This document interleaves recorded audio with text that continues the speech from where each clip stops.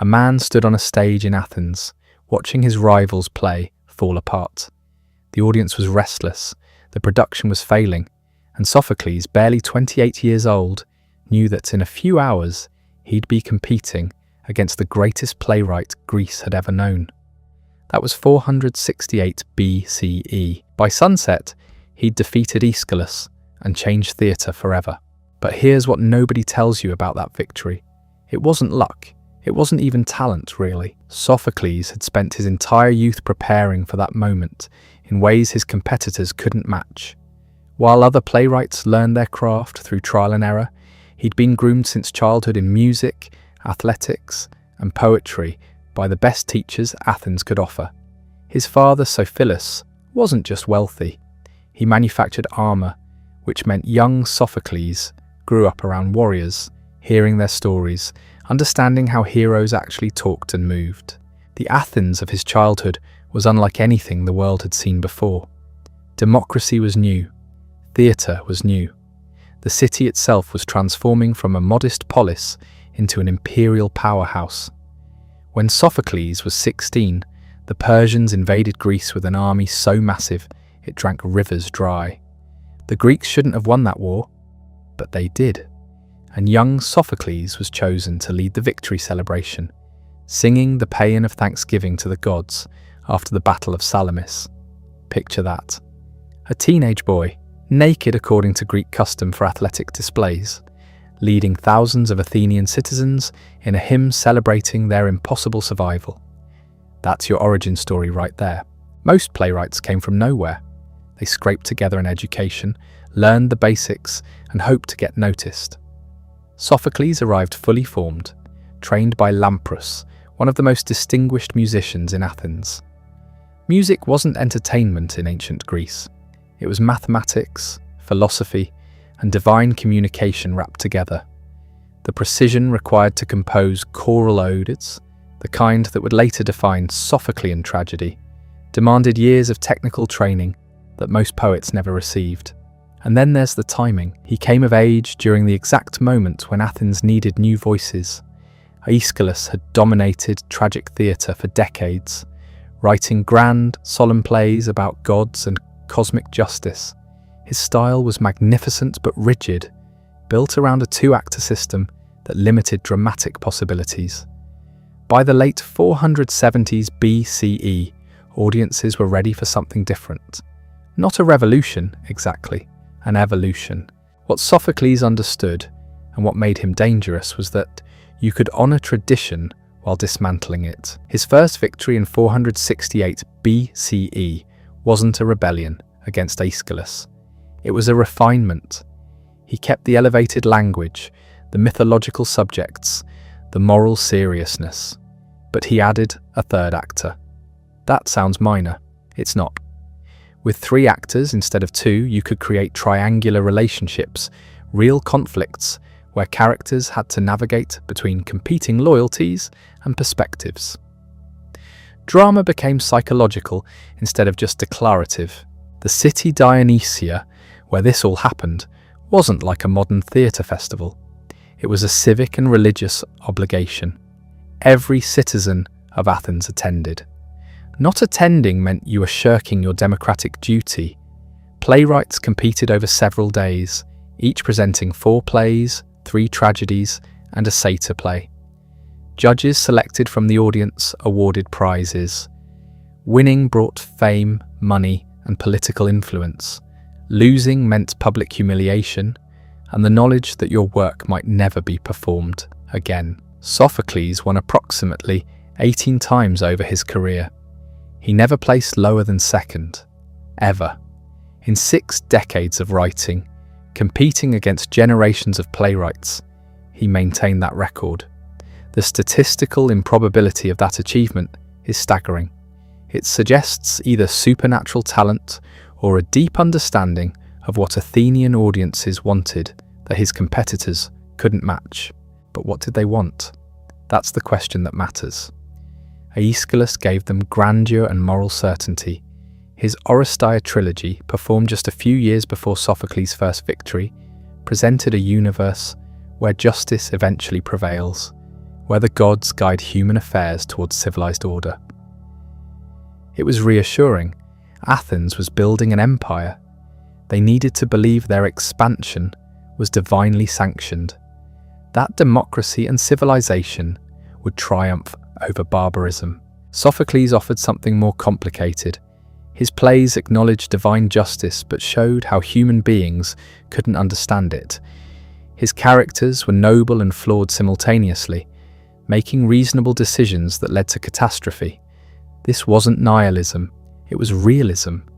The Athenian audience watching his plays had lived through the Persian Wars, seen their city burned, rebuilt it, and were now managing an empire that required constant military action and moral compromise.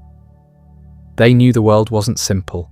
What made Sophocles' approach revolutionary was his refusal to provide easy answers.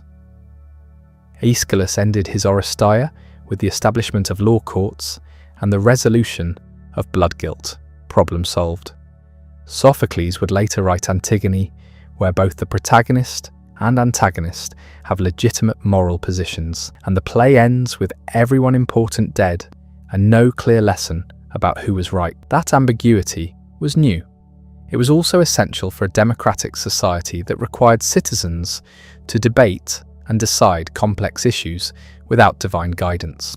His personal life gave him insight into Athenian politics that pure artists lacked. In 443 BCE, his fellow citizens elected him Hellenotamias, treasurer of the Delian League. This wasn't an honorary position. The Delian League was Athens' empire in all but name, a network of allied city-states that paid tribute to fund the Athenian navy. Managing those finances required understanding economics, diplomacy, and the practical realities of imperial administration. Most playwrights observed politics from the outside. Sophocles participated in it. 2 years later, he was elected strategos, one of Athens' 10 generals. He served alongside Pericles, the most powerful man in Athens, during the military campaign against Samos.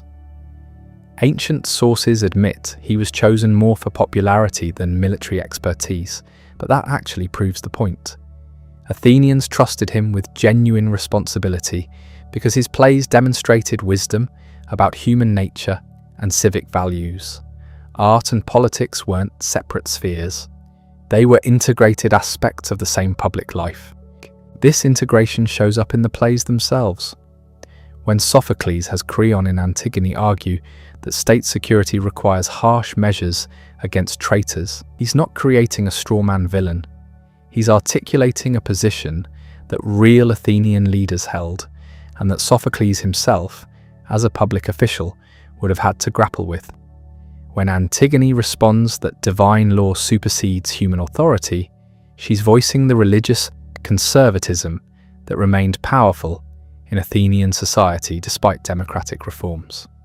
The play works because both positions are coherent and defensible, which means the tragedy emerges from the situation itself, rather than from one character being obviously wrong. But we're getting ahead of the story. Before Antigone, before Oedipus, before the masterpieces that would define Western drama, there was just a young man from Colonus, a small village outside Athens, who'd been given every advantage and was about to prove he deserved them. Colonus itself matters more than it might seem. It wasn't Athens proper. It was close enough to participate in Athenian cultural life, but distant enough to maintain its own identity. Sophocles remained connected to his birthplace throughout his life, serving as priest of a local healing deity and eventually writing his final play, Oedipus at Colonus, as a tribute to the place where he was born. That attachment to locality, to specific places, and their spiritual significance runs through all his work. His characters aren't abstract types. They belong to particular cities, particular families, particular religious traditions. Their tragedies emerge from the collision between universal human impulses and specific cultural contexts. The education he received prepared him not just for writing, but for the complete life of an Athenian citizen. Music from Lampros taught him formal structure and emotional expression. Athletic training gave him understanding of physical performance and the discipline required for sustained excellence. Study of Homer, which formed the foundation of all Greek education, provided the mythological raw material he'd spend decades transforming into drama. These weren't separate skills. They were aspects of the unified cultural ideal of the educated man who could contribute to his city in multiple ways. When he stepped onto that stage in 468 BCE to compete against Aeschylus, he carried all of this with him: the technical training, the political awareness, the religious traditionalism, combined with intellectual sophistication, the understanding of how to speak to an audience that included everyone, from dock workers to aristocrats. The judges, selected from the crowd, would have recognized something different in his work. Not better necessarily, not at first, but different in a way that felt like the future arriving. Aeschylus was 67 years old in 468 BCE. He'd been writing tragedies for 4 decades. He'd fought at Marathon and Salamis, seen Athens transform from a minor power to the saviour of Greece. His plays carried the weight of that experience, the solemnity of someone who'd witnessed horrors and miracles. Losing to a young upstart must have stung. Ancient sources say Aeschylus left Athens shortly after and died in Sicily a few years later. Whether Sophocles' victory drove him away is debatable, but the symbolic passing of the torch was clear. What happened next is the interesting part. Sophocles didn't revolutionize theatre overnight. He refined it steadily over decades. He increased the chorus from 12 to 15 members, creating richer musical possibilities. He introduced scene painting and paid more attention to visual spectacle. Most importantly, he abandoned the trilogy format that Aeschylus favoured, where 3 connected plays told a single story. Instead, Sophocles made each tragedy self-contained, focusing dramatic intensity on a single crisis rather than sprawling across generations. This structural choice had profound implications. A trilogy could show the long-term consequences of actions, how divine justice worked itself out across time. A single play had to compress everything, creating the unbearable tension that comes from watching catastrophe unfold in real time. Aristotle, writing a century later, would identify Oedipus Rex as the perfect example of tragic construction precisely because of this compression. The play covers less than a day, but in that day, Oedipus moves from confident king to self-blinded outcast as the full horror of his life becomes clear. But Aristotle was analysing the mature work. In 468 BCE, Sophocles was just beginning. We don't know which play won him that first victory. The ancient records don't tell us. What we know is that it started a career that would span 60 years and produce approximately 123 plays. Only 7 complete tragedies survive today, 7 out of 123. Less than 6% of his total output. That survival rate isn't random. These 7 plays persisted because Byzantine scholars selected them for study in medieval schools. The choices reflected what educated Greeks 1,000 years after Sophocles thought best represented his work. They might have been right. They might have been completely wrong. We'll never know what we lost. The fragments that remain from his other plays suggest he covered the full range of Greek mythology, dramatizing stories about Heracles, Achilles, Odysseus, and dozens of other heroes whose tragedies are now lost. What we do have is enough to establish his genius and his central place in Western literature. Ajax, probably an early work, explores the tension between heroic individualism and civic order. Antigone examines the conflict between divine law and human authority. The Women of Trachis shows how good intentions lead to horror. Oedipus Rex demonstrates how the pursuit of truth can destroy the seeker. Electra presents revenge as justified necessity. Philoctetes explores whether honour can survive pragmatic compromise, and Oedipus at Colonus, his final play, offers a vision of redemption through suffering. Each of these plays does something different. Each explores different aspects of human nature and divine justice, but they're all recognizably Sophoclean in their balanced construction, their psychological depth, and their refusal to provide simple moral lessons. This consistency across decades suggests not just technical skill, but a coherent philosophical vision, a way of understanding human experience that remained stable even as Athens itself changed dramatically around him. And Athens was changing. The confident imperial democracy of Sophocles' youth wouldn't last.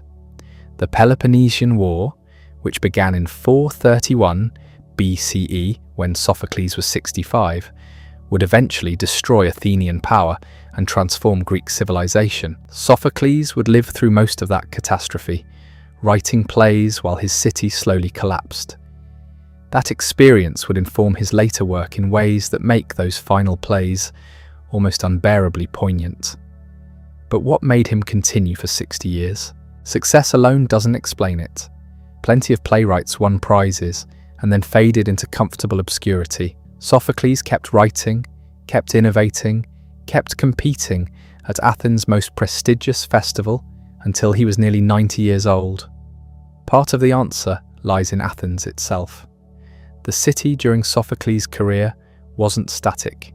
It was transforming, expanding, becoming something unprecedented in human history. When he won his first victory in 468 BCE, Athens was still recovering from the Persian Wars, still building its empire, still figuring out what democracy meant. The Delian League, formed to defend against Persian return, was morphing into an Athenian empire.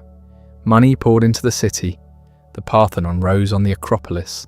Pericles delivered his famous funeral oration, praising Athenian greatness. Sophocles lived through all of it, not as an observer but as a participant. In 443 BCE, he was elected Hellenotamiai, treasurer of the Delian League. This wasn't an honorary position. He managed the imperial finances at the height of Athenian power. The tribute from subject cities flowed through his hands. 2 years later, in 441, he was elected strategos, general, serving alongside Pericles in the campaign against Samos. Ancient sources suggest he wasn't chosen for military genius. The Athenians elected him because he was popular, trusted, capable of diplomacy. But still a playwright commanding troops. Imagine that. It reveals something about Athens that we've lost. Artists weren't separate from civic life. They were expected to serve the state in whatever capacity the state required. The integration went both ways. Sophocles' plays weren't just entertainment. They were civic education, religious ritual, democratic participation, all compressed into dramatic form. The city Dionysia, where his plays premiered, was a state festival. Attendance was mandatory for citizens. The city paid for the production through wealthy sponsors called chourgoi. Judges selected from the 10 Athenian tribes determined the winners. The whole apparatus was political, religious, and artistic simultaneously. This context shaped what Sophocles could write and how audiences received it. When Antigone defies Creon's decree, the audience wasn't watching abstract philosophy.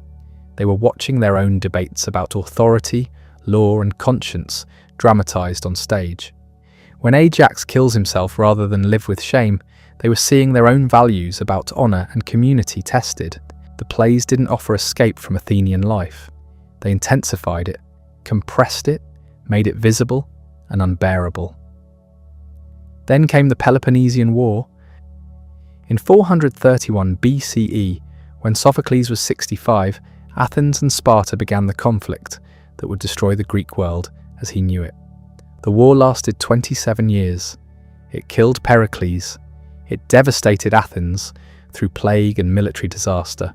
It transformed democracy into oligarchy, and back again through violent upheaval.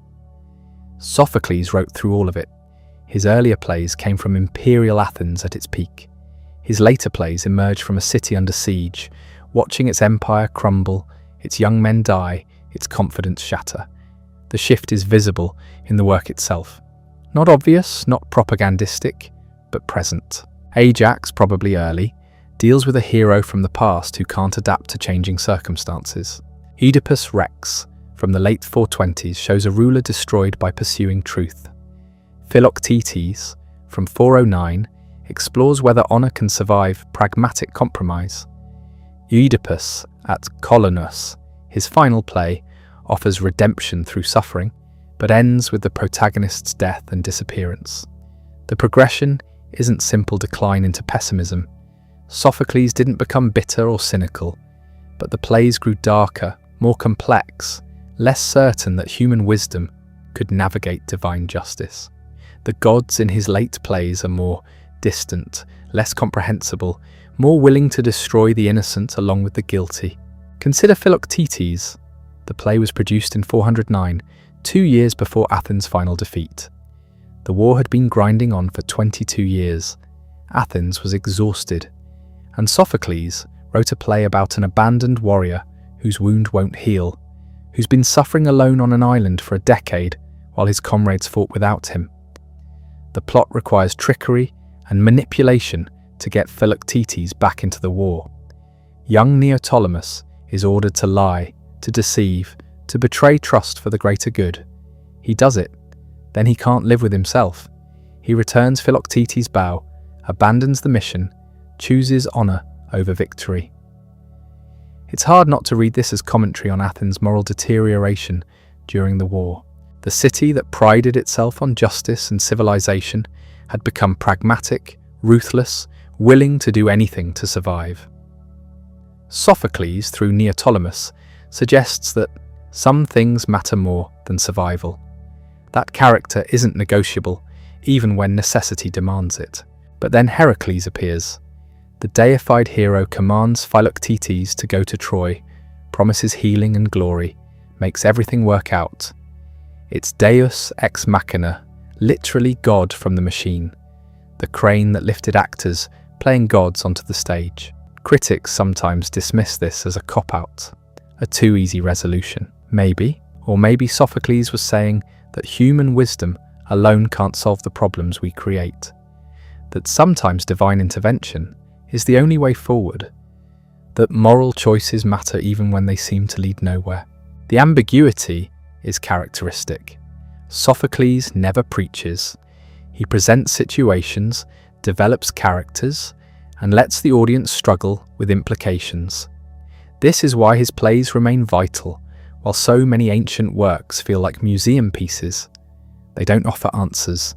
They ask questions that don't resolve cleanly. Take Antigone, probably from the early 440s. For 2,500 years, people have argued about who's right.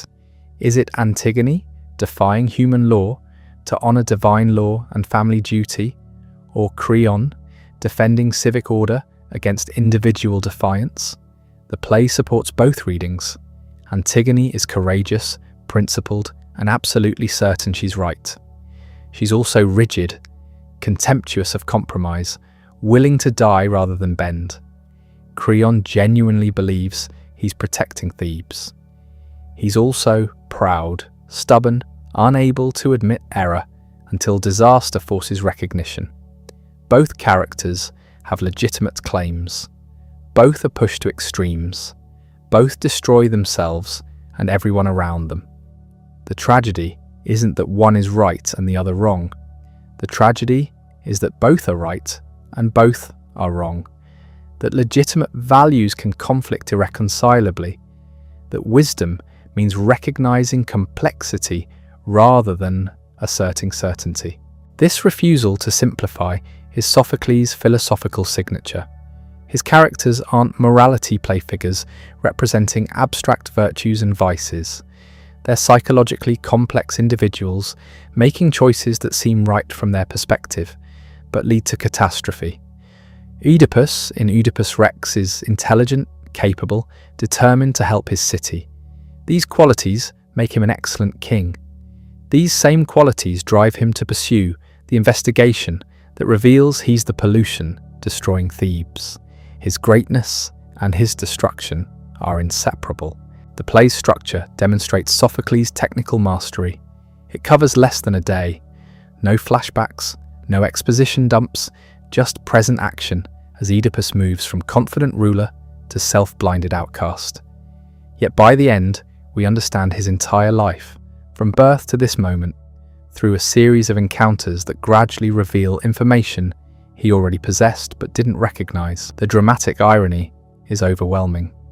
Oedipus proclaims he'll find the murderer and punish him. He vows to discover the truth, no matter the cost. He dismisses Tiresias' warnings. He accuses Creon of conspiracy. He ignores Jocasta's pleas to stop investigating. Every step takes him closer to the horror he's trying to avoid. Aristotle, writing his Poetics a century later, held up Oedipus Rex as the perfect tragedy. He praised its unity of action, its recognition and reversal happening at the same moment, its inevitable yet surprising conclusion. But Aristotle was analysing structure. He wasn't fully capturing what makes the play unbearable. The real power comes from watching someone destroy themselves through their own best qualities. Oedipus doesn't fail because he's weak or vicious. He fails because he's strong and virtuous. His intelligence, his determination, his sense of responsibility, these are what doom him. This is Sophocles' vision of tragedy. Not punishment for sin, not random suffering, but the collision between human excellence and forces beyond human control. His heroes are genuinely heroic. They're also genuinely doomed. Both things are true simultaneously. The plays explore this collision from every angle. Ajax examines honour that can't adapt to social reality. Antigone tests conscience against civic duty. The Women of Trachis shows how good intentions produce horror. Electra presents revenge as simultaneously justified and destructive. Each play is different. Each explores different terrain. But they all share this vision of human greatness colliding with limitation. Sophocles maintained this vision across 60 years and 123 plays. Only 7 complete tragedies survive, but they're enough to establish the pattern. The consistency is remarkable. His late plays aren't radically different from his early ones in philosophy or approach. They're more technically sophisticated, more psychologically complex, more willing to leave questions unresolved. But the fundamental vision remains stable. That stability suggests something about Sophocles himself. He wasn't the type of artist who constantly reinvented himself or rejected earlier work. He found his approach early and spent decades refining it, deepening it, exploring its possibilities. The 3-actor innovation, the reduced choral role, the self-contained single-play structure. These technical choices served a consistent, artistic vision about human nature and divine justice. His contemporaries recognized this. Ancient sources describe him as balanced, harmonious, occupying the middle way between Aeschylus's grandeur and Euripides' realism. That description captures something essential. Sophocles' language is elevated, but not impossibly ornate. His characters are psychologically realistic, but not merely naturalistic. His plots are carefully structured, but not mechanical. Everything is balanced. Everything serves the drama. Nothing is wasted or excessive. This classical restraint is part of why his plays endure. They don't rely on spectacular effects or shocking reversals. They work through cumulative power, through the steady development of situation and character toward inevitable catastrophe. The chorus in Sophocles functions differently than in Aeschylus. It's smaller in dramatic importance, but larger in number. 15 singers instead of 12. They comment on action, but don't drive it. They represent communal wisdom, but also communal blindness. Their odes are beautiful poetry that deepens themes without advancing plot. In Antigone, the chorus sings about the wonders and terrors of human capability. In Oedipus Rex, they reflect on the fragility of human happiness. In the Women of Trachis, they meditate on love's destructive power. These odes create breathing space in the drama, moments for reflection before the next catastrophe unfolds. Sophocles also paid attention to visual elements. Ancient sources credit him with introducing scene painting, creating more elaborate stage pictures. His plays use props symbolically: Ajax's sword, Philoctetes' bow, Oedipus's staff. These objects carry meaning beyond their practical function. The physicality of suffering matters in his plays. Ajax kills himself on stage. Philoctetes writhes in agony from his wound. Oedipus appears with blood streaming from his self-blinded eyes. Sophocles understood that theatre is physical, that seeing suffering affects audiences differently than hearing about it. But he also knew restraint. The most horrific events happen off stage: Jocasta's suicide, Antigone's death, Deianira's self-killing. These occur in the palace or cave while the audience waits outside. Messengers report what happened. The imagination fills in details. What's described is often more terrible than what could be shown. This technique creates distance that paradoxically increases emotional impact. We're spared direct spectacle, but forced to visualize horror. The words describing Jocasta hanging by her neck, Oedipus taking her brooches and stabbing his eyes. These images are more vivid than any staged violence could achieve. Sophocles mastered every aspect of his craft: character, plot, language, spectacle, music, all working together toward unified dramatic effect. He learned from Aeschylus, but surpassed him in psychological nuance. He influenced Euripides while maintaining his own distinct approach. His success wasn't accidental. 18 first prizes at the City Dionysia over 6 decades, never placing lower than second. That record reflects consistent excellence that no other ancient playwright matched. Some of his contemporaries were more innovative or provocative. None matched his sustained mastery. That mastery served a vision about human experience that remains relevant 25 centuries later. We still face conflicts between duty and desire, between communal needs and individual conscience, between what we know and what we can bear to know. We still wonder whether our choices matter or whether fate determines everything. We still try to make sense of suffering that seems disproportionate to any fault. Sophocles doesn't answer these questions. He dramatizes them with such intensity and insight that we can't look away. His plays force recognition of complexity, ambiguity, the limits of human wisdom. They show us people who are admirable and flawed, who make understandable choices that lead to disaster, who suffer more than they deserve. This is why the 7 surviving plays remain foundational to Western drama. Not because they're perfect, not because they contain timeless wisdom, but because they capture something essential about human experience that transcends their historical moment. The specific circumstances are ancient Greek. The underlying conflicts are permanent.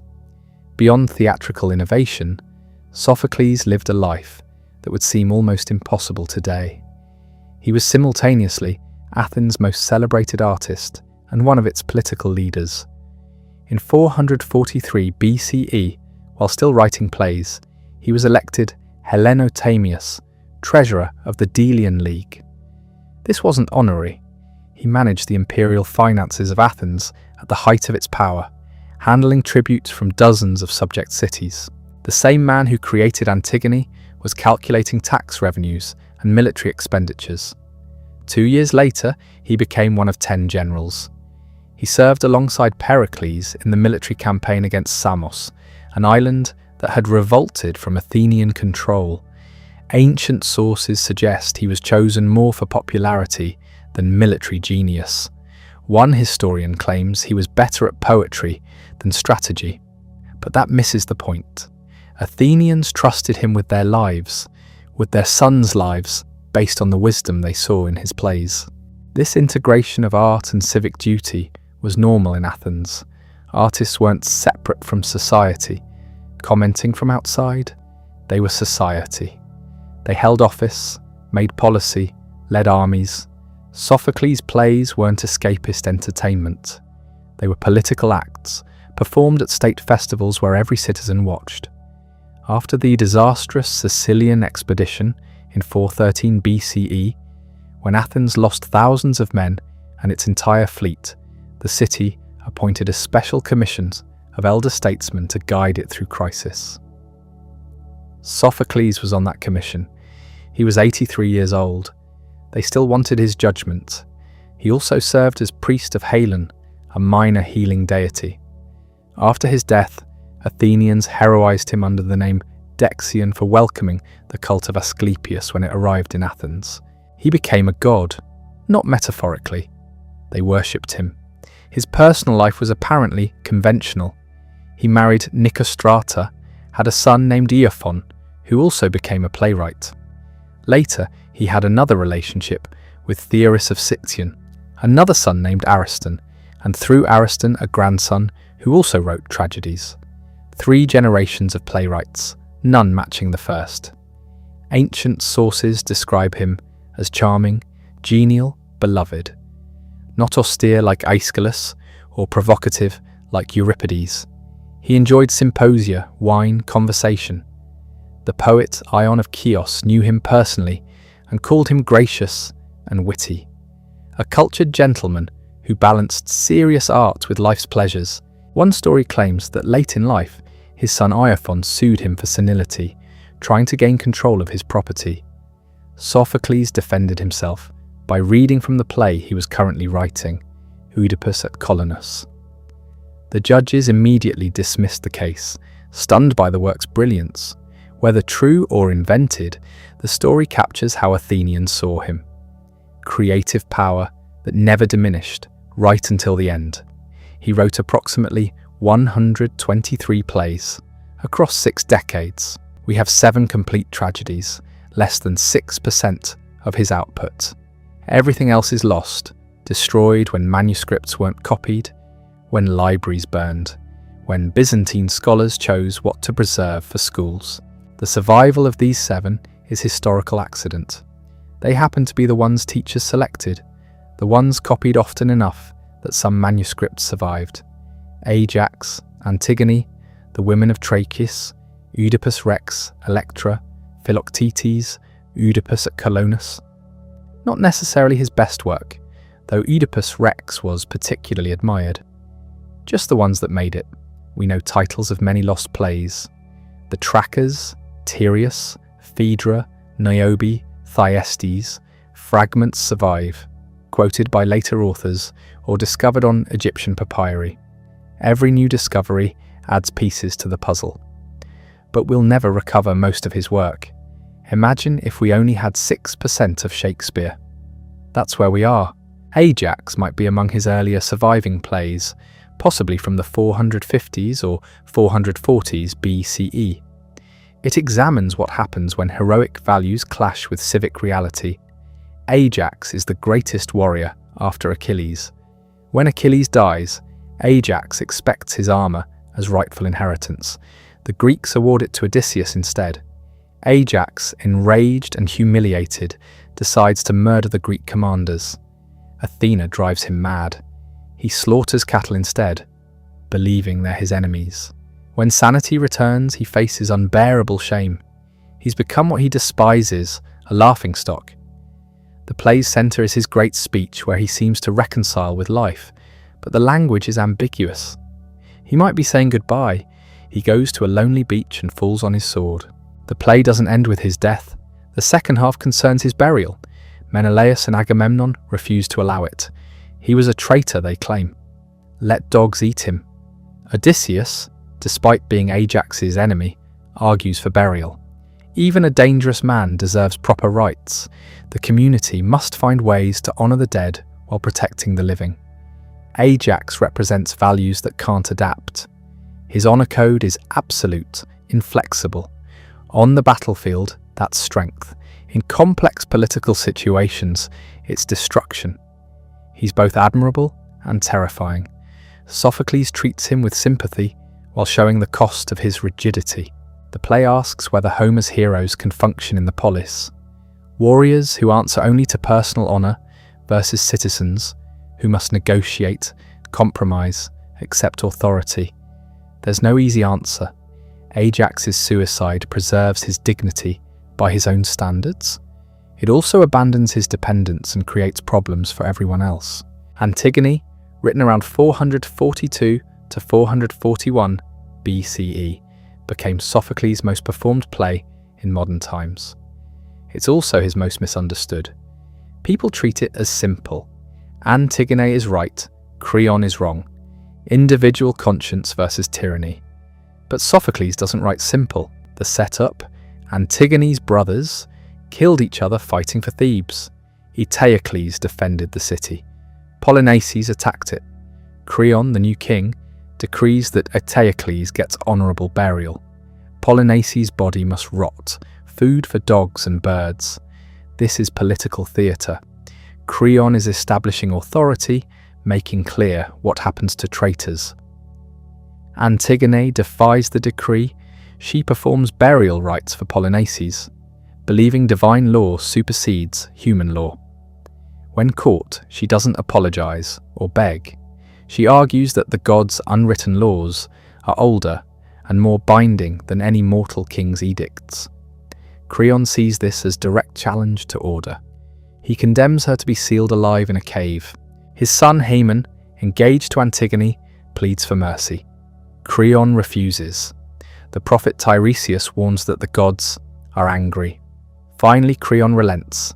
Too late. Antigone has hanged herself. Haemon kills himself over her body. Creon's wife Eurydice kills herself when she learns her son is dead.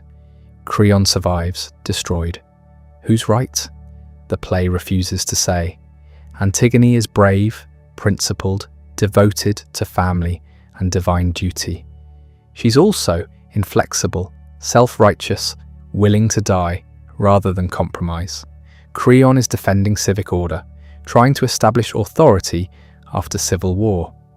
He's also rigid, unable to admit error until catastrophe forces it.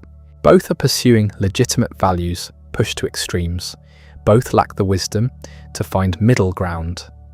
Antigone represents family, religion, tradition. Creon represents state, order, reason. Athens needed both. The play shows what happens when either becomes absolute. Modern productions often make Creon a tyrant and Antigone a freedom fighter. That's not what Sophocles wrote. He wrote two people who are right and wrong simultaneously, whose conflict has no good solution, only catastrophic ones. The tragedy isn't that evil wins. The tragedy is that good intentions pursued without wisdom destroy everyone. The Women of Trachis explores suffering from an unusual angle. Deianira, Heracles' wife, hasn't seen her husband in 15 months. When news comes that he's returning, it includes a complication. He's bringing back a captive princess, Iole, as his concubine. Deianira, desperate to regain his love, remembers something. Years ago, the centaur Nessus tried to assault her. Heracles killed him. Dying, Nessus told her his blood would ensure Heracles' faithful love. She kept it. Now she smears this substance on a robe and sends it to Heracles. Too late, she realizes the truth. It's not a love charm, it's poison. When Heracles puts on the robe, it burns into his flesh with unstoppable agony. The greatest hero in Greek mythology, who performed 12 impossible labours, is destroyed by his wife's mistake and a centaur's revenge. Deianira, horrified, kills herself. Heracles, in unbearable pain, arranges his own death by fire. The play presents a world where good intentions lead to horror, where understanding arrives after the point of no return. Deianira is one of Sophocles' most sympathetic characters. She's not jealous in the petty sense. She's frightened, aging, watching a younger woman replace her. She acts out of love and destroys what she loves. The play's structure is unusual. It effectively changes protagonists halfway through, from Deianira to Heracles. This mirrors the shift from a domestic tragedy to cosmic catastrophe. What starts as a woman's private suffering becomes a hero's public death. Oedipus Rex, written around 429 to 425 BCE, is often called the greatest Greek tragedy. Aristotle held it up as the perfect example of tragic plot construction. The story was familiar to every Athenian. Oedipus killed his father, married his mother, fulfilled the prophecy he tried to escape. The power comes not from surprise, but from watching Oedipus unknowingly investigate himself. Thebes is suffering plague. The oracle says the murderer of the previous king must be found and expelled. Oedipus, a conscientious ruler who once saved the city by solving the Sphinx's riddle, pursues the investigation relentlessly. The prophet Tiresias cryptically accuses Oedipus himself. He rejects this, suspects political conspiracy. Through encounters with Creon, with his wife Jocasta, with a messenger from Corinth, with an old shepherd, the truth assembles piece by piece. Oedipus was born to Laius and Jocasta, exposed as an infant because of prophecy, rescued, raised in Corinth. In fleeing the prediction that he'd kill his father and marry his mother, he killed Laius at a crossroads, married Jocasta after solving the Sphinx's riddle. When full truth emerges, Jocasta hangs herself. Oedipus blinds himself with her brooches. He can't bear seeing what he's done. The dramatic irony is unbearable. Every step meant to avoid disaster leads directly to it. Every question Oedipus asks brings him closer to truth he can't accept. His intelligence and determination, his best qualities, destroy him. The play asks what we can know and what we can bear to know. Oedipus is the smartest man in the room, the best ruler Thebes has had. He's also ignorant of the most basic facts about his own life. He solves the Sphinx's riddle but can't see himself. The play about the man who sees everything is about blindness. When Oedipus blinds himself, it's literal and metaphorical. He couldn't see when he had eyes. Now, eyeless, he sees clearly. The reversal is perfect. Recognition and destruction arrive in the same moment. Electra, from the late 420s or 410s BCE, retells Orestes' revenge against Clytemnestra and Aegisthus for murdering Agamemnon. But Sophocles makes Electra the centre, not Orestes. She's been living in degradation for years, mourning her father, attacking her mother and stepfather verbally, kept alive only because she's powerless. Her sister, Chrysothemis, has accommodated, accepted reality. She urges Electra to do the same. Electra refuses any compromise with injustice. When false news arrives that Orestes is dead, she's devastated. Her only hope is gone. Then Orestes appears, reveals himself. The recognition scene between brother and sister is one of Sophocles' most powerful moments. Electra's despair transforms to joy and renewed determination. Orestes enters the palace, kills Clytemnestra. Despite her cries for mercy, neither he nor Electra hesitates. Aegisthus is lured back and killed. Unlike Aeschylus's version, there's no pollution afterward, no pursuit by furies. The play ends with justice accomplished, order restored. This is controversial. Sophocles presents matricide as righteous revenge. Electra shows no regret, only satisfaction. The play explores how years of suffering and injustice have shaped Electra into someone capable of pitiless hatred. She's not naturally cruel. She's been made cruel by what was done to her family. Whether that justifies her actions, the play doesn't say. It shows what injustice creates in people who endure it long enough. Philoctetes arrived in 409 BCE. Sophocles was 87 years old. Most playwrights at that age would be retired, resting on past glories, maybe offering advice to younger writers. Sophocles was still innovating, still pushing what tragedy could do. The play is set on Lemnos, a deserted island. Philoctetes has been marooned there for 10 years. The Greeks abandoned him on their way to Troy because of a wound on his foot, a snake bite that won't heal. The stench is unbearable. His cries of pain disturb everyone. So they left him, alone on an empty island with nothing but his bow and arrows. The bow belonged to Heracles. According to prophecy, Troy cannot fall without it. 10 years pass. The war stalemates. The Greeks need Philoctetes now, need his bow. But there's a problem. Philoctetes hates them, specifically hates Odysseus, who is responsible for abandoning him. Odysseus knows Philoctetes won't help willingly, so he brings Neoptolemus, the young son of Achilles. The plan is deception. Neoptolemus will pretend he's also been wronged by the Greeks. He'll befriend Philoctetes, gain his trust, steal the bow. Neoptolemus was raised to value honor and honesty. The plan disgusts him, but he agrees because Odysseus convinces him it's necessary for the Greek cause, for victory. Sometimes Odysseus argues the ends justify the means. What happens next is one of Sophocles' most subtle and powerful explorations of ethics. Neoptolemus meets Philoctetes. He performs the deception. Philoctetes, starved for human contact after a decade alone, believes him, trusts him, opens up about his suffering.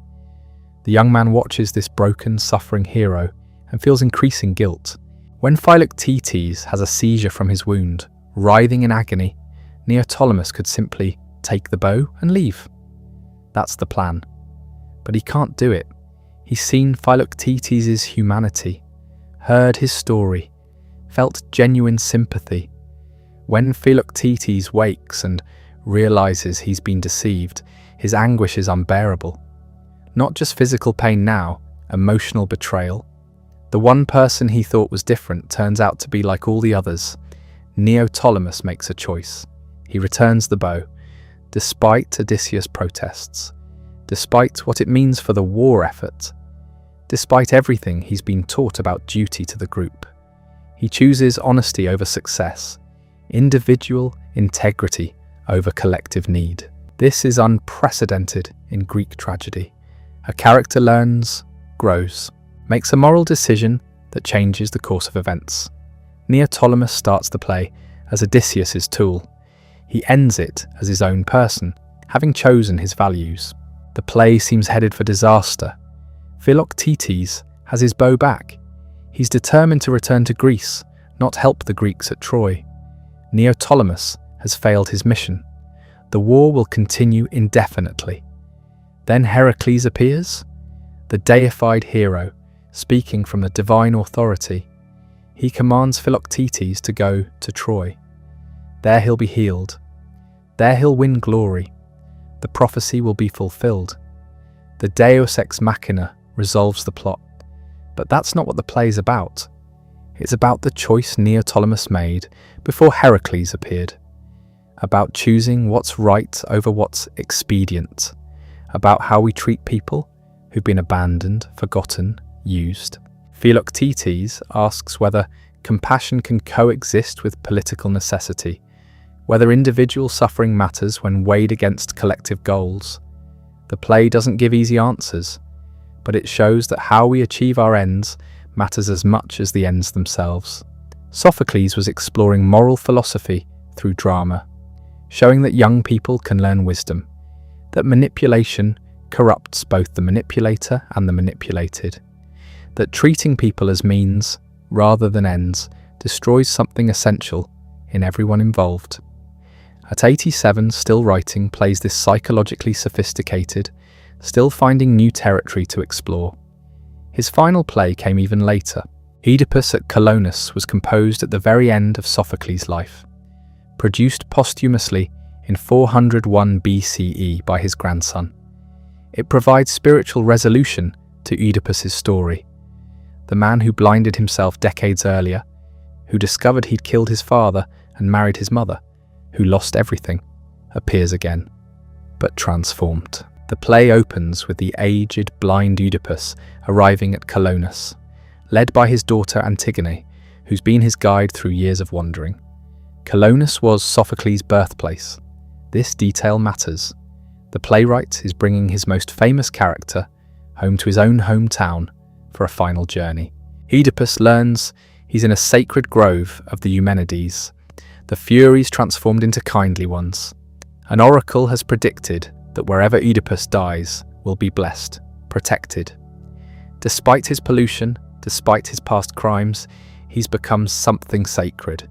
Suffering has transformed him from cursed king to holy figure. King Theseus of Athens welcomes him, promises protection. This embodies Athenian ideals of hospitality and justice. The Athens Sophocles knew was dying by 401 BCE. Defeated in the Peloponnesian War, its empire collapsed, its democracy undermined. The play's vision of Athens as a haven of civilized values is both tribute and lament. Creon arrives from Thebes, tries to take Oedipus back, not from love, from pragmatism.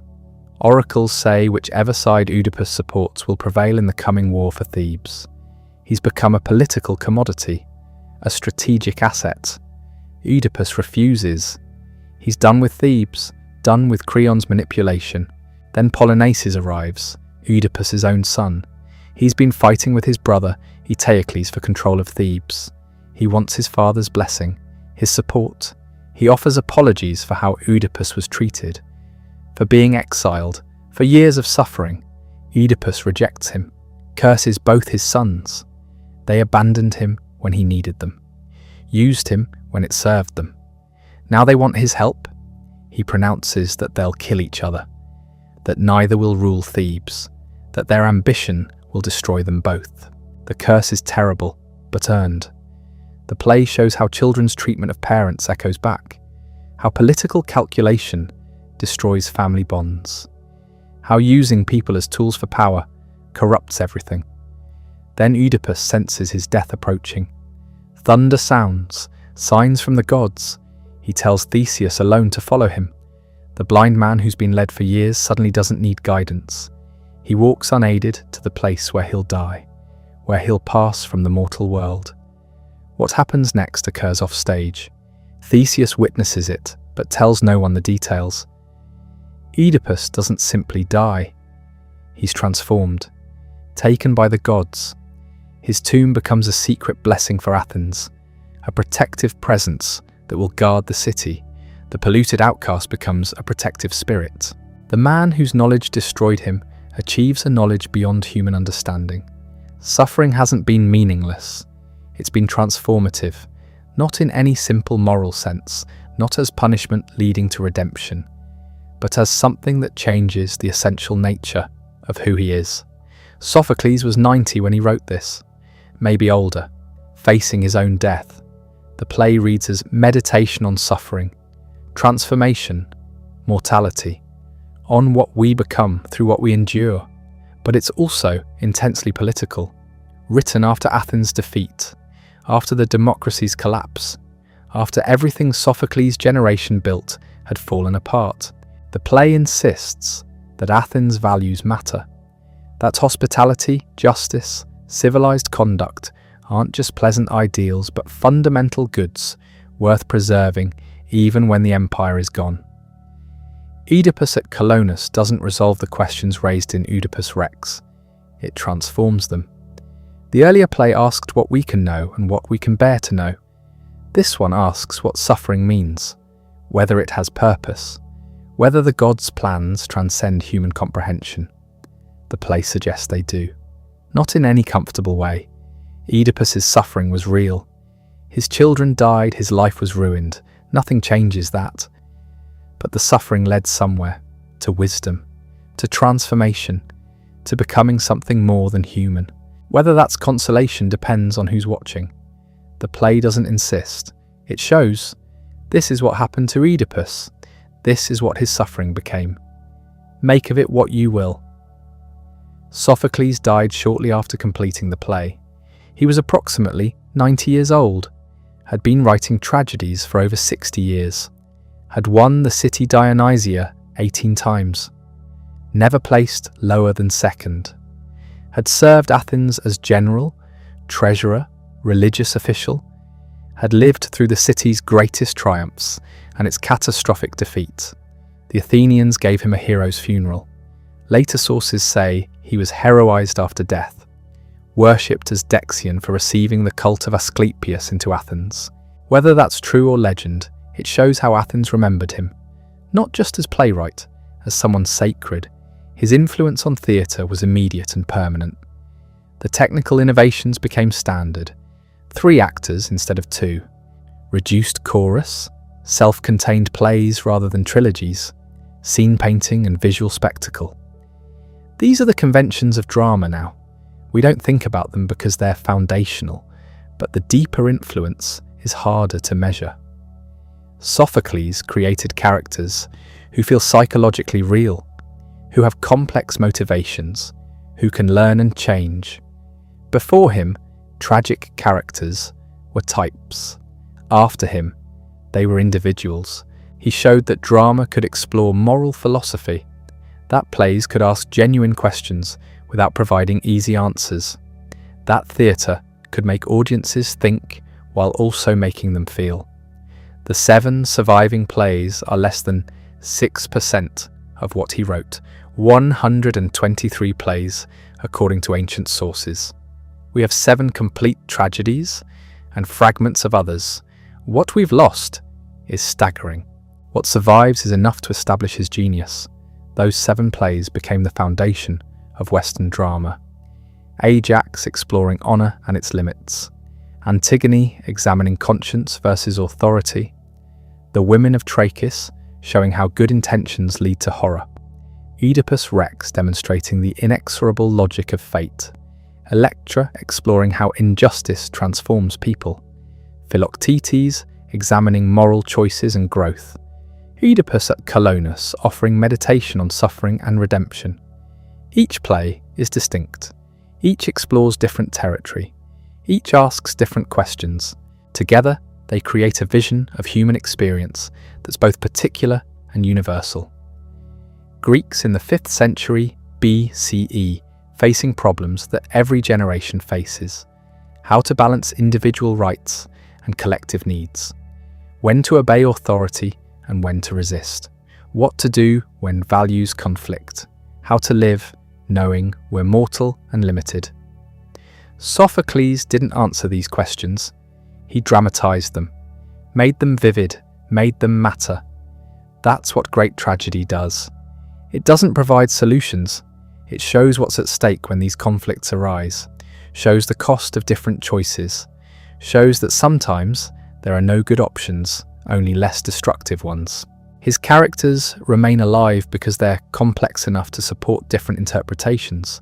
Antigone can be read as heroic martyr or destructive fanatic, or both simultaneously. Creon can be tyrant or responsible leader. The plays don't insist on single readings. They present situations rich enough to generate ongoing debate. This is why they're still performed 2,400 years later. Still studied, still argued about. The specific context changes. The fundamental questions don't. We're still trying to figure out how to balance competing values. Still watching leaders make catastrophic mistakes. Still seeing how suffering transforms people. Sophocles understood something essential about human nature. We're capable of greatness and terrible mistakes, often simultaneously. Our virtues pushed too far become our destruction. Intelligence becomes hubris. Devotion becomes fanaticism. Honour becomes rigidity. The same qualities that make us admirable can destroy us, but we're also capable of learning, of changing, of choosing better even when it costs us. Neoptolemus proves that. He starts the play as Odysseus' tool and ends it as his own person. Growth is possible, not guaranteed, not easy, but possible. That combination of clear-eyed realism about human limitation and cautious hope about human possibility defines Sophoclean tragedy. We're limited creatures in a world we don't fully control or understand, but we make choices. Those choices matter. How we treat each other matters. What values we uphold matters. The plays insist on this even when showing how often we fail, even when dramatizing catastrophe. The insistence that our choices have meaning, that moral decisions matter, that how we live shapes what we become, this runs through everything Sophocles wrote. He died having witnessed Athens' rise and fall, having seen democracy flourish and collapse, having watched the Peloponnesian War destroy everything his generation built. The optimism of his youth was gone. But the plays written in old age don't despair. They acknowledge suffering while insisting that wisdom and transformation remain possible. That's the final legacy, not just the technical innovations or the individual masterpieces, but the vision of tragedy itself as something that illuminates rather than simply depicts suffering. That shows us ourselves clearly enough that we might, possibly, choose better. The production methods Sophocles used shaped not just his own work, but the entire future of Western theatre. Greek tragedy wasn't performed in indoor playhouses like modern theatres. The theatre of Dionysus in Athens, where Sophocles' plays premiered, was an enormous outdoor amphitheatre carved into the southern slope of the Acropolis, seating somewhere between 14,000 and 17,000 spectators. Everyone could see the performers. The acoustics were remarkable. An actor speaking at normal volume could be heard in the back rows. This wasn't accident. The theatre's design used natural amplification, the curved rows creating a kind of acoustic focusing that carried voices upward and outward. The performances happened during the day using natural sunlight. No artificial lighting existed. The massive scale meant everything had to be visible from hundreds of feet away. Subtle facial expressions wouldn't register.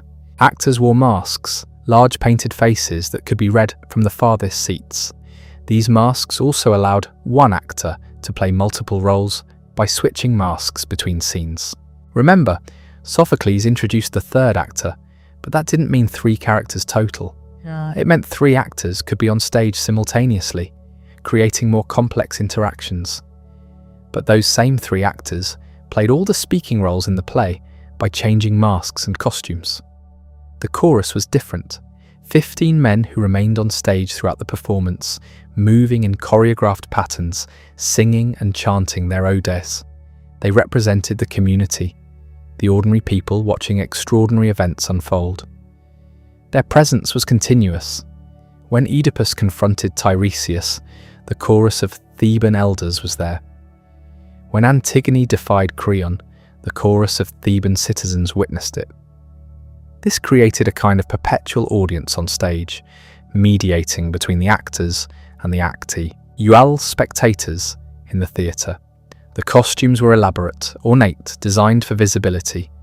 The tragic actors wore platform shoes called kothonoi, elevating them above normal height, making them larger than life. The long robes, the tall masks, the elevated shoes, all of this created figures that seemed heroic in scale, even from the back rows. Music was integral, not incidental. The choral odes weren't just recited. They were sung, accompanied by the aulos, a double-piped wind instrument. The music is lost. Ancient Greek musical notation wasn't preserved in ways we can fully reconstruct. We know the rhythms from the meter of the poetry, but the melodies are gone. What remains is the poetic text, and from analysing the verse patterns, we can infer the emotional quality intended. Slow, stately rhythms for reflection. Faster, more agitated patterns for anxiety or celebration. The plays were performed as part of religious festivals, specifically the city Dionysia honouring Dionysus, god of wine, fertility and theatre. This wasn't entertainment in our secular sense, it was civic ritual. The entire citizen body attended as part of their democratic participation. The festival lasted several days. 3 tragedians competed, each presenting 3 tragedies plus a satyr play. Sophocles competed against Aeschylus, against Euripides, against other now-forgotten playwrights. The audience judged. Well, technically, a panel of judges selected from the citizens judged, but the crowd's reaction influenced outcomes. Winning brought honour, prizes, lasting fame. Sophocles won approximately 18 first prizes during his career, more than any other playwright. He never placed lower than second. That consistency across 6 decades speaks to his ability to satisfy both popular taste and artistic standards. But what did ancient audiences actually see when they watched Oedipus Rex? The play opens with Thebes suffering from plague. Suppliants crowd the stage, citizens desperate for relief. Oedipus appears, elevated, masked, larger than life. His costume marks him as king. His mask shows him in his prime, confident, authoritative. He promises to help. He's already sent Creon to Delphi to consult the oracle. The audience knows what's coming. They know the myth. They know Oedipus killed his father and married his mother. The power isn't surprise, it's watching someone who doesn't know pursue the truth that will destroy him. Dramatic irony operates continuously. Every confident statement Oedipus makes about finding the murderer resonates with terrible meaning, because we know he's describing himself. When Tiresias enters, blind but seeing truth, the visual contrast with sighted but blind Oedipus would be immediately apparent. The masks made this visible. Tiresias' mask showed age, wisdom, blindness. Oedipus's showed youthful power and certainty soon to be shattered. The confrontation between them works on multiple levels. Tiresias knows, the audience knows, only Oedipus doesn't know. As the investigation proceeds, each new piece of information brings Oedipus closer to recognition. The messenger from Corinth arrives with what seems like good news. Polybus is dead. Oedipus didn't kill his father. Relief. But then the messenger reveals that Polybus wasn't his real father. Oedipus was adopted, found as an infant with pierced ankles. The name Oedipus means swollen foot. The clues were always there. Jocasta realizes the truth before Oedipus does. Her exit from the stage is her last act before suicide. The actor playing her would remove that mask and become another character in the next scene. When Oedipus finally understands, when recognition and reversal coincide, the impact must have been shattering even for an audience that knew the story, because the power wasn't in what happened. It was in how Sophocles structured the revelation, the precision with which each piece of information built toward inevitable catastrophe. The messenger who comes to report Jocasta's suicide also describes how Oedipus blinded himself. Greek tragedy didn't show violence on stage. Deaths happened off stage, reported by messengers. This wasn't censorship. It was aesthetic choice. The description of horror could be more powerful than depicting it.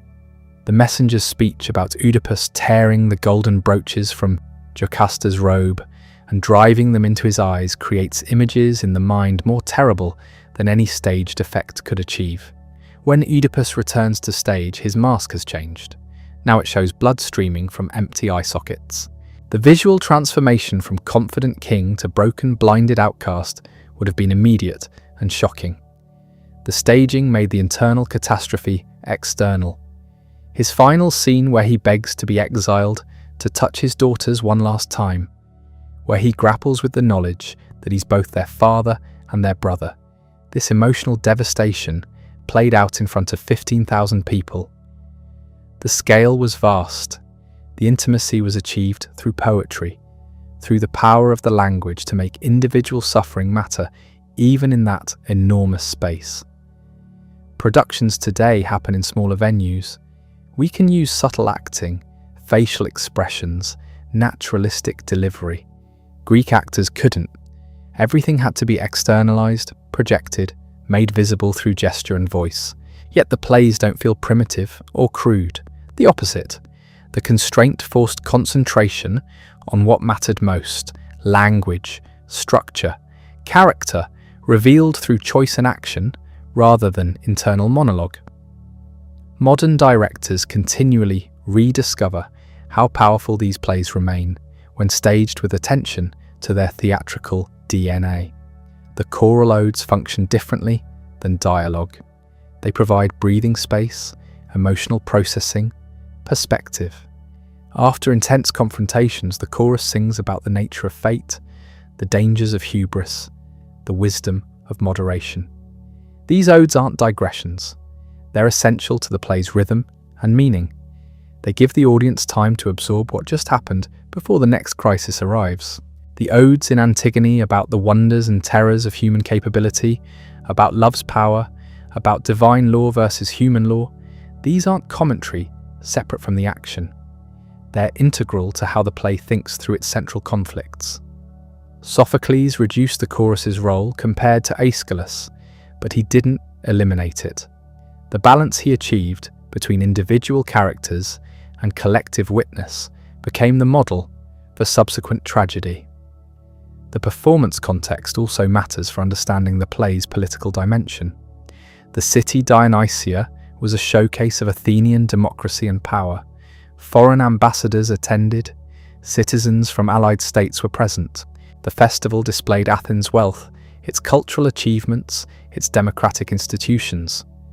The plays performed there inevitably engaged with political questions, even when set in mythical Thebes or Troy. When Antigone debates Creon about the limits of state authority, Athenian citizens watching would have heard echoes of their own political arguments. When Philoctetes explores whether the end justifies the means, whether lying and manipulation are acceptable if they serve the greater good. These weren't abstract philosophical questions. They were live issues in Athenian politics and foreign policy. Sophocles never made his plays into simple allegory. He didn't write Creon as a stand-in for Pericles or any specific leader. The plays operated at a level of generality that made them applicable to many situations while remaining rooted in their particular mythological stories. This is part of why they've remained relevant. They address perennial political and ethical questions through specific dramatic conflicts that feel real and urgent. The religious dimension was equally important. These plays were offered to Dionysus as part of his festival. They explored humanity's relationship with the divine, the god's justice or injustice, the limits of human understanding. The ancient Greeks didn't have scripture in the way Judaism, Christianity, or Islam do. They had myths, multiple contradictory versions of the same stories, no single authoritative account. Tragedy was one place where these myths were explored, questioned, reimagined. When Sophocles shows Oedipus destroyed by Apollo's oracle, despite his desperate attempts to avoid his fate, he's not making a simple statement about divine will. He's dramatizing the tension between human agency and divine foreknowledge, between our sense of being free agents and the feeling that our lives follow patterns we don't control. The plays don't resolve these tensions. They make them vivid, make them matter, make them urgent. The survival of only 7 plays out of 123 means we're missing most of Sophocles' work. We know titles of lost plays: Tereus, about a king who raped his wife's sister and was transformed into a bird; Tyro, about a woman raped by the god Poseidon; Phaedra, about a stepmother who fell in love with her stepson. These stories Euripides also dramatized. Comparing how different playwrights handled the same myths would reveal much about Sophocles' distinctive approach. We can't do that comparison for most of his work. What remains are fragments, sometimes substantial, sometimes just a few lines quoted by later authors. Occasionally, papyrus discoveries in Egypt yield new fragments. In 1912, a significant portion of the tracking satyrs was discovered, Sophocles' only surviving Sauter play fragment. These plays were comic relief performed after the tragedies. They featured satyrs, half-man, half-goat creatures in ribald adventures. The tracking satyrs show satyrs investigating the theft of Apollo's cattle by the infant Hermes. It's lighter in tone than the tragedies, but the poetry is equally sophisticated. The fragments remind us that Sophocles' range extended beyond tragedy. Every few years, someone proposes a new theory about the lost plays based on newly discovered fragments or reanalysis of existing evidence. These fragments are tantalizing. They hint at the scope of what's been lost, but they also confirm that the 7 surviving plays represent Sophocles' essential achievement. They're not accidents of preservation. They're the plays that Byzantine scholars selected as most worthy of study and preservation. Their survival reflects their quality and their importance to the tradition. The influence on later drama was immediate and lasting. Roman playwrights adapted Greek tragedy. Seneca's versions of these myths, written in Latin centuries later, drew heavily on Sophocles and other Greek tragedians. Through Seneca, these stories influenced Renaissance drama. Shakespeare knew Seneca. The ghost in Hamlet, the revenge plot, these have roots in tragic conventions Sophocles helped establish. The chain of influence runs from 5th century Athens, through Rome, through Renaissance Europe, to modern theatre everywhere. When Eugene O'Neill wrote Morning Becomes Electra, transplanting the Oresteia to post-Civil War America, he was working in a tradition Sophocles shaped. When Jean Anouilh rewrote Antigone during the Nazi occupation of France, making it about resistance to tyranny, he was using a Sophoclean framework. The plays have been continually reinvented because they're structures that can contain different content while remaining recognizable. Directors set them in modern dress, in fascist regimes, in corporate boardrooms, in war zones. The specifics change, the essential conflicts don't. How do you balance competing loyalties? What do you do when every option seems wrong? How do you live with knowledge you wish you didn't have? These questions don't go away. Sophocles' dramatizations of them remain powerful because he didn't simplify. He showed the full complexity, the genuine difficulty of moral choice in circumstances where no good options exist. That's the heart of tragedy. Not random suffering, not punishment for sin, but the collision of legitimate values in situations where honoring one means betraying another. Antigone must choose between divine law and civic duty. Both matter. She can't honor both.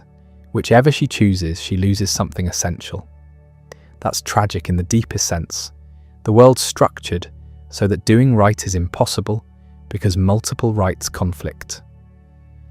Sophocles understood this, made it visible, made it bearable through the beauty of the poetry and the dignity he gave his characters, even in their destruction. The dramatic technique itself evolved over his career. The earlier plays show a playwright mastering the inherited forms, working within established patterns while pushing their boundaries. Ajax demonstrates technical skill, but operates within recognizable, tragic structures. By the time he wrote Oedipus Rex, probably in the late 420s, Sophocles had achieved complete mastery. The construction is flawless. Every detail pays off. Every line serves multiple functions, advancing plot while revealing character, while developing theme. Watch how the investigation unfolds. Oedipus starts with confidence, certain he'll solve this mystery as he solved the Sphinx's riddle. Each witness he questions brings him closer to truth he doesn't want to find. The messenger from Corinth arrives with what seems like good news. Polybus is dead, so Oedipus didn't kill his father, as prophesied. But this messenger also reveals that Polybus wasn't his real father, that he was found as an infant and given to the Corinthian king. Good news becomes the key that unlocks horror. The old shepherd knows everything. He was there when the infant was exposed. He was there when Laius was killed. He's the last link in the chain, and Oedipus forces him to speak, demands the truth even as the shepherd begs him to stop asking. The relentless pursuit of knowledge, admirable in a ruler, becomes the mechanism of his destruction. That's Sophoclean irony operating at maximum intensity. The visual staging reinforces the themes. Oedipus begins the play able to see but blind to the truth. Tiresias is physically blind but sees clearly what Oedipus cannot. By the end, Oedipus has blinded himself, but finally sees the truth of his existence. The reversal is total. The man who saved Thebes discovers he's the source of its pollution. The solver of riddles becomes the riddle's answer. Philoctetes, written when Sophocles was approaching 90, shows a different kind of mastery. The technical virtuosity is still there, but the concerns have shifted. This isn't about fate or divine justice. It's about human relationships, about how we treat each other and what that reveals about character. The situation is simple. Philoctetes has been abandoned on an island for 10 years because his wound made him unbearable to be around. Now the Greeks need his bow to win the war. They send young Neoptolemus to trick him into coming to Troy. The play becomes a study in moral education. Neoptolemus starts the play willing to use deception because Odysseus tells him that's how to serve the Greek cause. But as he spends time with Philoctetes, listening to his suffering, witnessing his isolation, the young man's conscience awakens. The crucial moment comes when Philoctetes has a seizure from his wound. He's completely vulnerable, writhing in pain, and he asks Neoptolemus to hold his bow until the fit passes, trusting him. That trust breaks something in Neoptolemus. He's been raised on heroic values, honor and honesty, and here he is betraying a man who trusts him, a man whose suffering moves him. When Philoctetes recovers and discovers the deception, his anguish is unbearable. Not just the physical pain of his wound, but the emotional pain of betrayal by someone he'd begun to consider a friend. Neoptolemus has a choice. Continue the deception, serve the Greek cause, achieve military success through dishonesty, or return the bow, abandon the mission, choose moral integrity over practical success. He chooses integrity. Against all pressure from Odysseus, against his own interest in joining the war, he gives the bow back. This is radical. Most Greek tragedy shows people destroyed by their choices or by forces beyond their control. Philoctetes shows someone making the right choice, growing morally, learning that human relationships matter more than abstract causes. It's not a simple happy ending. The conflict between personal justice and collective need remains real. But Sophocles offers the possibility that moral wisdom can develop, that people can change for the better. The appearance of Heracles at the end, as Deus ex machina, resolves the practical problem. Philoctetes will go to Troy, be healed, win glory. But that's almost beside the point. What matters is Neoptolemus's decision, made before Heracles appears, to do right regardless of consequences. Compare this to Ajax, probably written decades earlier. Ajax faces an impossible situation and chooses death as the only way to preserve his honor. There's no growth, no change, just the collision between his heroic code and a world that no longer accommodates it. Philoctetes shows Sophocles exploring whether moral education is possible, whether wisdom can be learned rather than simply possessed or lacked. The choral odes throughout these plays deserve attention. The chorus isn't just commentary or interlude. It's a structural element that shapes how we experience the drama. The songs provide reflection space, distance from the intensity of the action. They offer the community's perspective, the ordinary citizen watching extraordinary events. In Antigone, the chorus of Theban elders tries to understand what's happening. They sing about the dangers of pride, the power of fate, the mysteries of divine will. They're confused, trying to make sense of events that exceed their comprehension. When they sing the famous Ode to Man, celebrating human achievement and ingenuity, it's both praise and warning. Humans can accomplish amazing things, but they can also overreach, destroy themselves through cleverness. The choral odes in Oedipus Rex trace the emotional trajectory of the community. They begin hopeful, believing Oedipus will solve the plague crisis as he solved the Sphinx. They become anxious as accusations fly between Oedipus and Tiresias. They question whether the oracles are true, whether the gods really govern events. And finally, after Oedipus's fall, they sing about the fragility of human happiness, how no mortal should be called fortunate until they finish life without suffering disaster. That final choral statement has become almost a cliché, but in context it's devastating.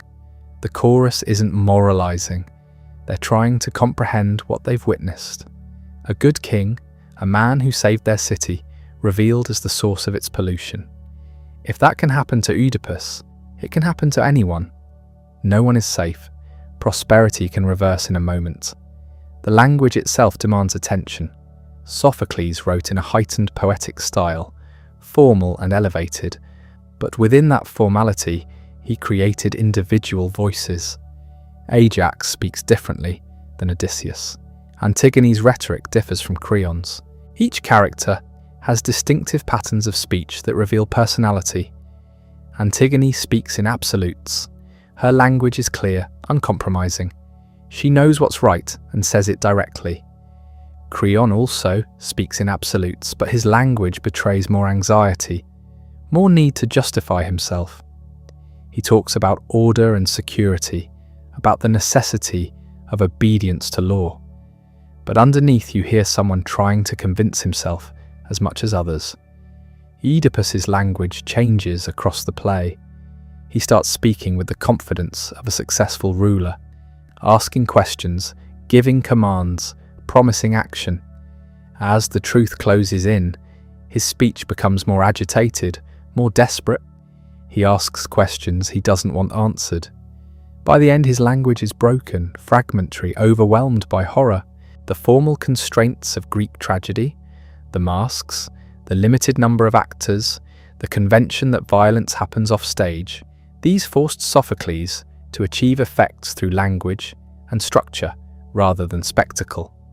A messenger describes Jocasta's suicide and Oedipus blinding himself. We don't see it, we hear about it.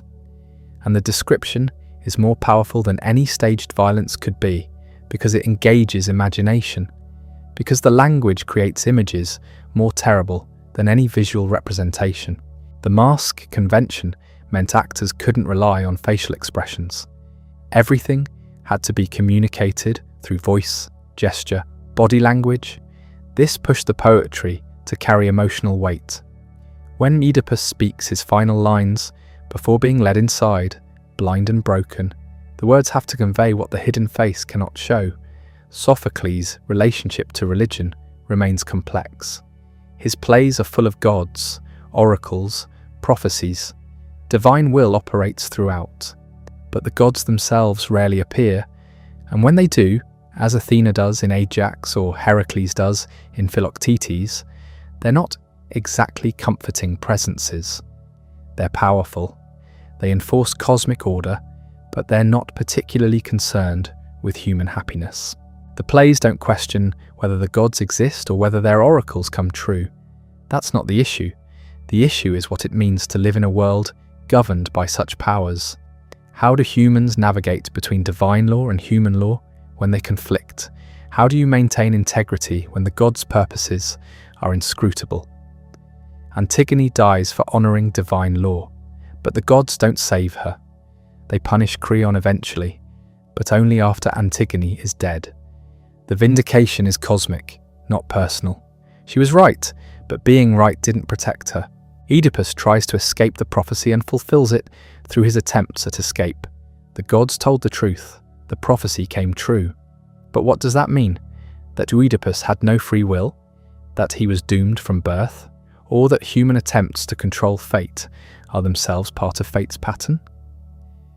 Sophocles doesn't answer these questions. He dramatizes them, shows them from multiple angles, lets the audience struggle with the implications. That's part of his genius. He's not teaching lessons or providing answers. He's creating situations that force questions, that make moral and metaphysical problems visible and urgent.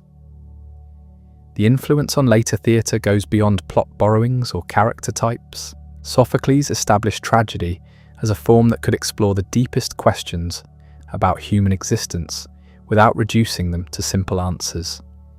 He showed that drama could be simultaneously entertaining and profound, accessible and complex.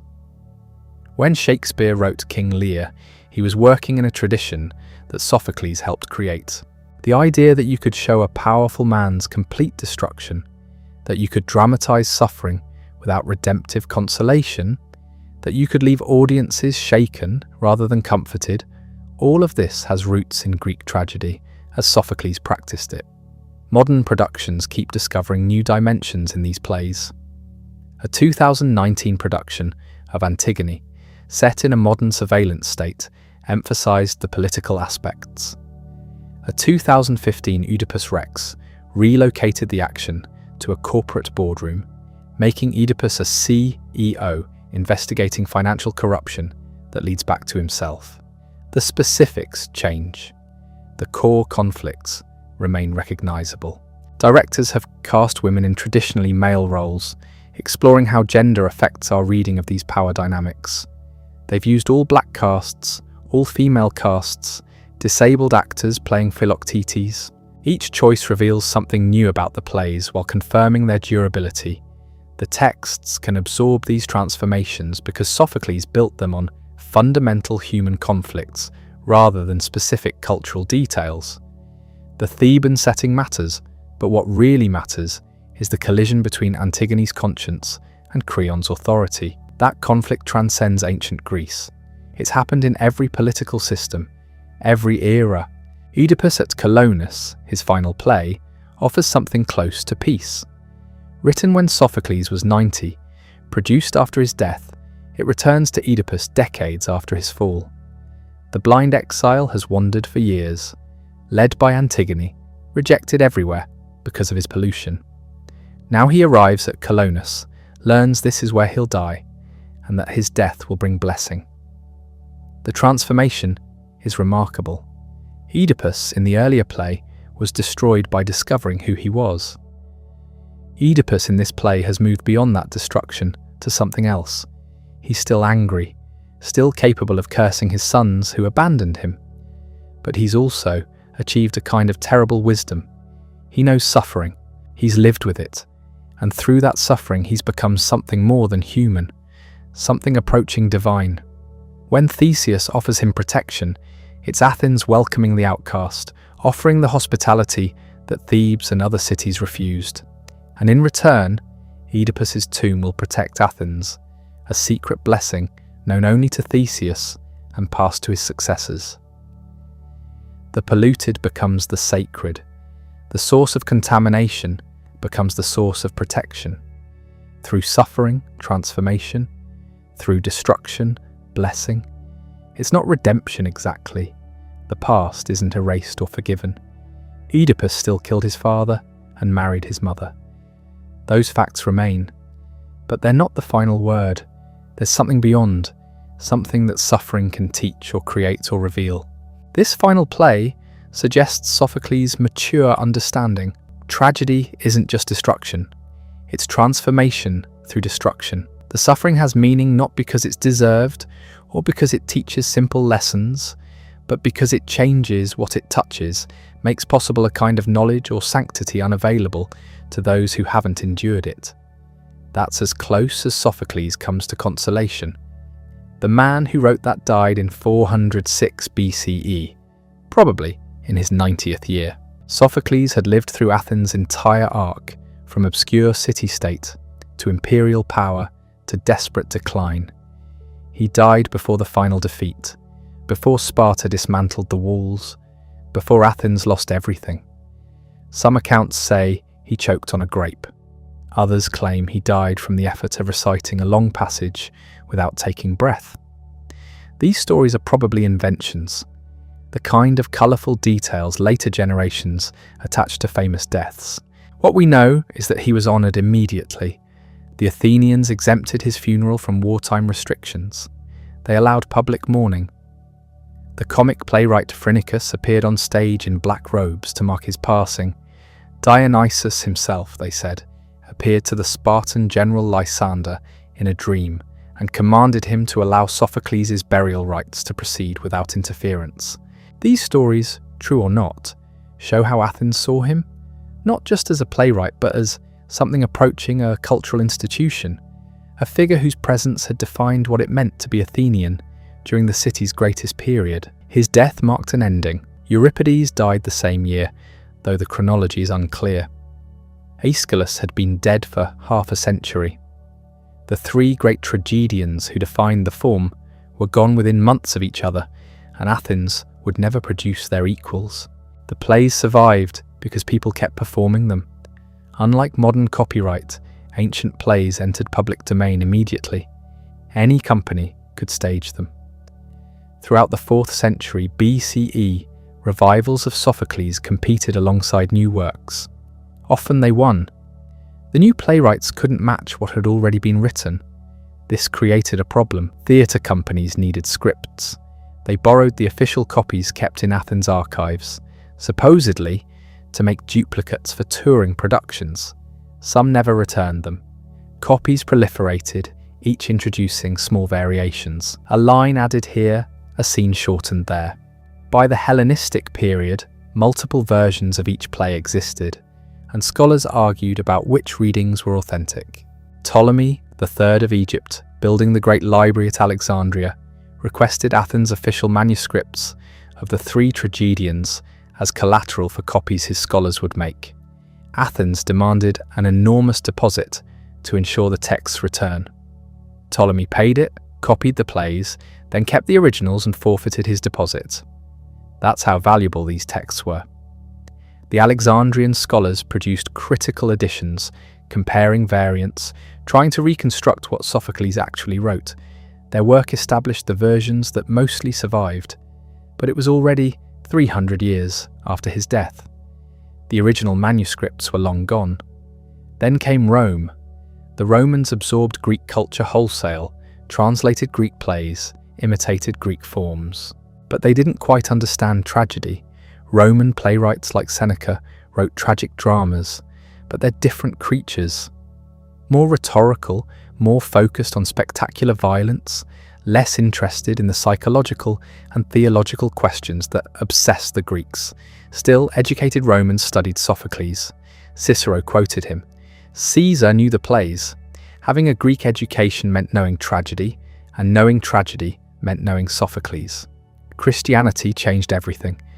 The early church fathers were suspicious of pagan literature, especially drama with its association with pagan religious festivals.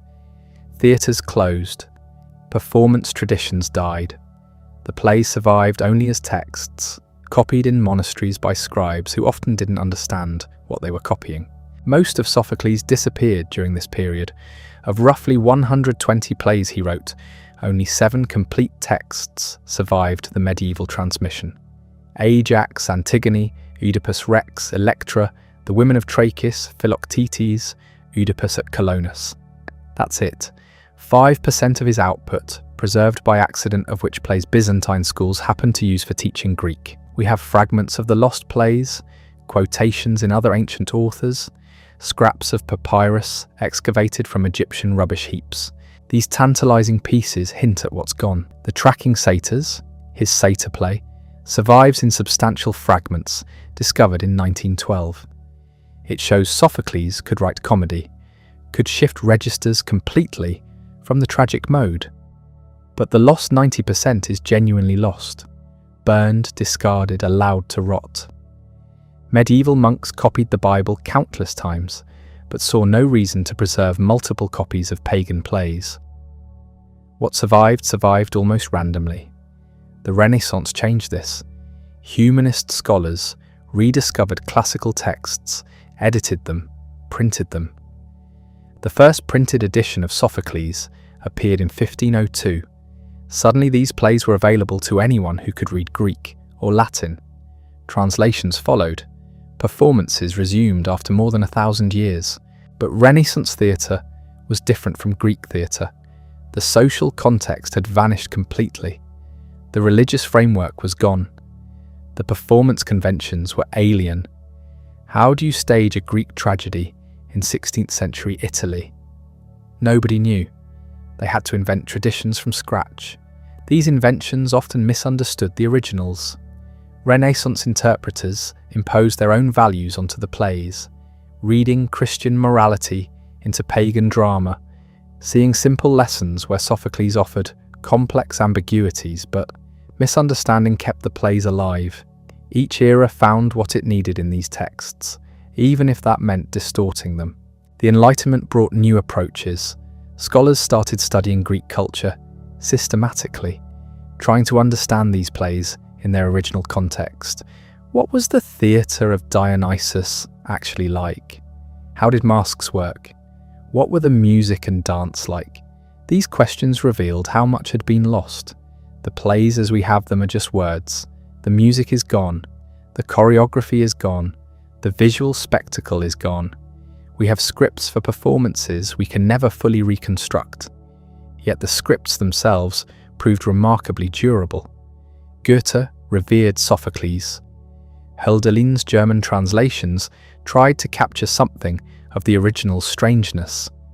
The Romantic poets found in Greek tragedy a model for art that could be both beautiful and terrible.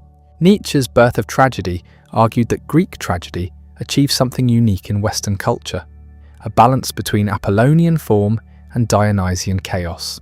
He saw Sophocles as representing tragedy's classical perfection before Euripides allegedly destroyed it through excessive rationalism. Modern scholars reject much of Nietzsche's argument, but his influence made Sophocles central to philosophical discussions about art and culture. The 20th century brought Sophocles to mass audiences through new media. Film adaptations made the plays accessible to people who'd never read Greek. Pasolini's Oedipus Rex reimagined the play as psychological exploration.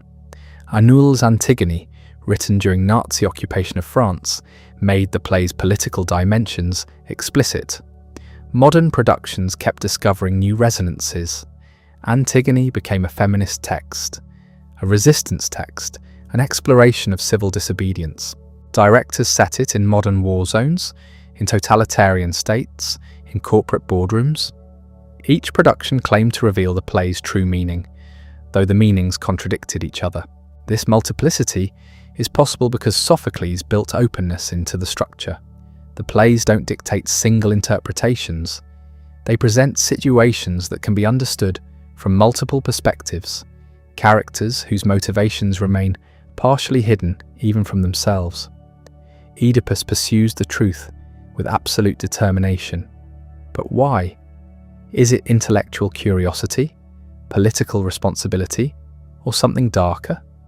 The text supports all these readings.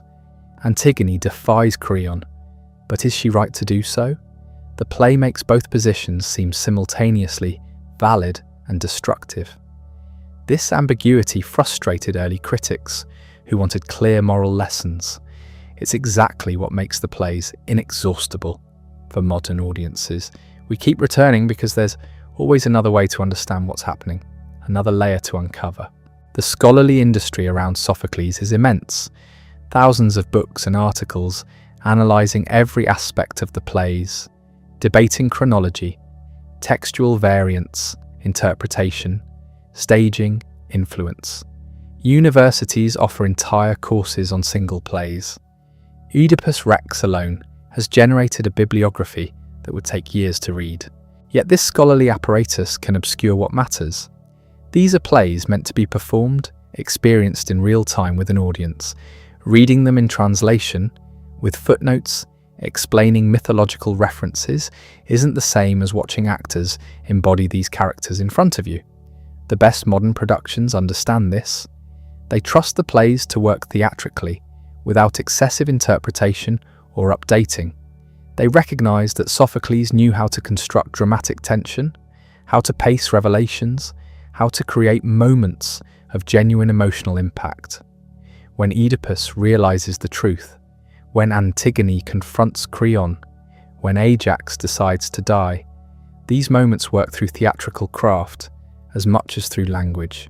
The staging matters, the silence matters, the presence of other characters matters. Translation remains a perpetual challenge. Greek tragic language operates on multiple levels simultaneously. It's elevated poetry, but also speakable dialogue. It contains puns and wordplay that can't be reproduced in other languages. The choral odes use complex meters that English can barely approximate. Every translation makes choices, emphasize literal accuracy or theatrical effectiveness, preserve the poetry or make the meaning clear, use archaic language to signal distance or contemporary language to maintain immediacy. There's no perfect solution. Each translation captures some aspects while sacrificing others. This means Sophocles in English is always multiple Sophocleses, each one shaped by its translator's priorities, and the era's assumptions about how Greek tragedy should sound. The plays keep generating new translations precisely because no single version satisfies everyone. Anne Carson's Antigone reads radically different from Robert Fagel's version, which differs from Dudley Fitz, and Robert Fitzgerald's, which differs from Paul Roche's. Each offers a distinct experience of the same underlying text. This variability might seem like a problem. It's actually a kind of vitality. The plays are alive enough to sustain multiple interpretations, multiple performance traditions, multiple understandings of what they mean and how they work. 25 centuries separate us from Sophocles. The Athens he knew is gone. The theatre he wrote for has vanished. The religious beliefs that informed his plays are dead. The performance traditions are lost beyond recovery. What remains are these 7 plays and some fragments. Not even the complete texts, really, since the manuscripts we have contain corruptions and errors accumulated over centuries of copying. What we call Sophocles is actually a reconstruction, an approximation based on imperfect evidence. Yet these imperfect texts continue working. They generate performances, scholarship, adaptations, arguments. They keep asking questions we haven't finished answering about justice, fate, knowledge, suffering, and what it means to be human in a world that doesn't care about our needs or values. That's Sophocles' legacy, not the biographical details we barely know, not the lost plays we'll never read, but these 7 surviving tragedies that refuse to become merely historical, that keep speaking to each new generation in voices that seem freshly urgent despite their ancient origins. The plays endure because they address questions that don't have final answers. They explore territory that remains perpetually relevant because it concerns the fundamental conditions of human existence. We suffer. We make choices with incomplete information. We're caught between conflicting obligations. We discover too late what we should have known earlier. These patterns repeat across cultures and centuries. The specific details change. The underlying human situation remains recognizable. That's why a play written for a 5th century BCE Athenian religious festival can still matter to someone watching it in a 21st century theatre thousands of miles away. Sophocles didn't write for us. He wrote for Athens during the city's brief moment of cultural supremacy, but he wrote so well, with such understanding of how human beings actually work, that the plays transcended their original purpose and became something larger. They're not perfect. Modern audiences sometimes struggle with conventions that seem natural to ancient Greeks. The gods' interventions can feel arbitrary. The choruses can seem static. The masks and formal structure create distance, but these apparent limitations become strengths when you recognize them as deliberate artistic choices. The formality creates space for the content to resonate. The chorus provides perspective. The gods represent forces beyond human control that we still experience even if we no longer personify them. What Sophocles understood, what makes him still worth reading and watching and arguing about, is that tragedy isn't about punishment or moral lessons.